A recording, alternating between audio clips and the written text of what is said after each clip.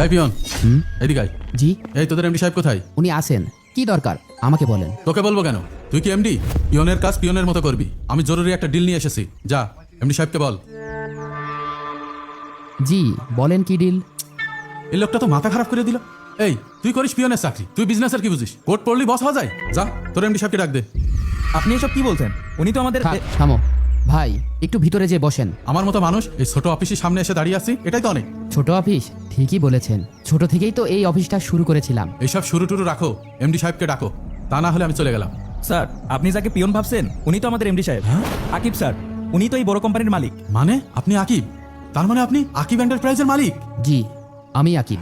কি একটা ভুল করে ফেললাম স্যার, আমি বুঝতে পারিনি। আসলে আমি একটা বিপদে পড়ে আসছি। কিসের বিপদ? স্যার, একটা সময় আমার তিনটা ফ্যাক্টরি ছিল, এখন সব শেষ। শেষমেশ একটা বাড়ি ছিল, তাও পাওনাদারদের কাছে বন্দুক রয়েছে। আর এই যে নাতিটাকে দেখছেন, বর্তমানে এই নাতিটাকে নিয়ে পথে পথে ঘুরছি। আর শুনলাম আপনি নাকি অনেক বড় মনের মানুষ, তাই আপনার কাছে এসেছি। একটা কাজ দেবেন? আপনার নাম খন্দকার সাত্তার না? বাড়ি গাংনির দিকে না? জি স্যার। আপনি চেনেন আমারে? চিনবো না? আপনাকে তো আমি 20 বছর আগে থেকে চিনি।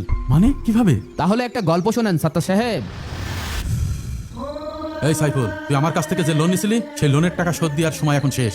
এই মুহূর্তে তুই যদি আমার টাকা না দিতে পারিস, তোর দোকান, তোর বাড়ি সব আমার নামে লিখে দিবি। ভাই আর একটা আমার সময় দেন, ছেলেটার পরীক্ষা। যদি এই দোকানটা কেড়ে নেন আমরা খাবো কি ভাই? সেটা দেখার বিষয় আমার না। টাকা যখন নিছস, টাকা তোকে শোধ দিতেই হবে। ভাই গরিব মানুষের মধ্যে একটু দয়া করেন ভাই। এই দোকানে তালা লাগা। ঠিক আছে ভাই। ভাই দয়া করেন ভাই, ভাই, আর কিছুদিন সময় দেন ভাই, একটু দয়া করেন গরিবের পর ভাই। আব্বা, আমাকে দোকানটা বন্ধ করে দিয়েছে কে? কান্দিস না বাবা।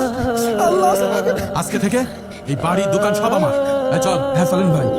সেই রাতে আমার আব্বা স্ট্রোক করে মারা যায় সাত্তার সাহেব।